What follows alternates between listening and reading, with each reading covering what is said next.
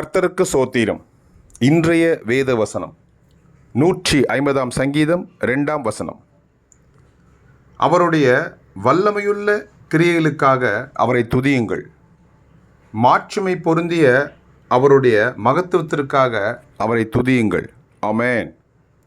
150 சங்கீதம் 2 வசனம். அவருடைய வல்லமையுள்ள கிரியைகளுக்காக அவரை துதியுங்கள். மாட்சிமை பொருந்திய அவருடைய மகத்துவத்திற்காக அவரை துதியுங்கள். ஆமென்.